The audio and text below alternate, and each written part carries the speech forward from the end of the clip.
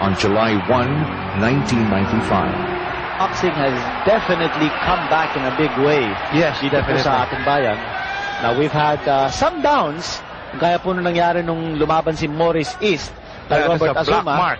Oo, pero after that, mga kaibigan, it looks like we still have enough talent in our pro ranks to sustain the interest. Ito po si Pacquiao. Now on the attack. Wow! Pacquiao on the attack na solid po niya kanina. Si Desierto. Desierto also fighting back. But Desierto now aiming at the midsection of Pacquiao. Ayun, left. Dalawang sunod. Natamaan si Desierto, but he was able to come back. He is trying to come back. And again, a combination from Pacquiao. And he sends Desierto reading against the ropes. Desierto is back in the corner. He's trapped. Right. Desierto fighting out of the corner. That's right. He was able to, he didn't stop fighting. Dahil he was stunned there. Yes. He was not hurt so much. He was able to fight back. Well, Pacquiao is using that right hand now as a measuring device, but he has been able to connect with his left. Yes. Desierto also connected that time with an uppercut. Maganda, fast and furious action from both these youngsters. There's another left. Yes, a left to the jaw of Desierto. A right this time.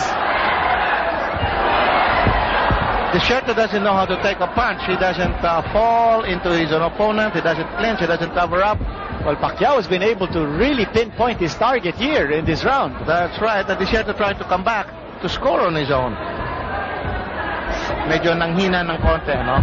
Talagang ininda niya po yung tatlong solid punches na tinamaan na tumama sa kanya.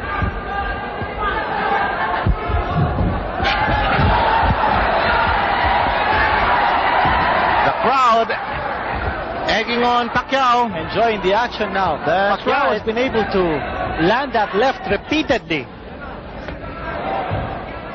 Kasi bumababa yung kanan ng kamay ni Desierto. Maganda so far ang timing ni Pacquiao. Oh, very, very well timed yung kanyang kaliwa. Although Desierto that time connected with a nice right hand. Good fight between these two boxers. Maganda. Sabayan, palitan. Actually, may parang masamang bisyo ito si Pacquiao because he has a tendency to bring down his right arm. Pero ito si Desierto has not been able to take advantage of that. He should score with a left hook. Oy! Umayaw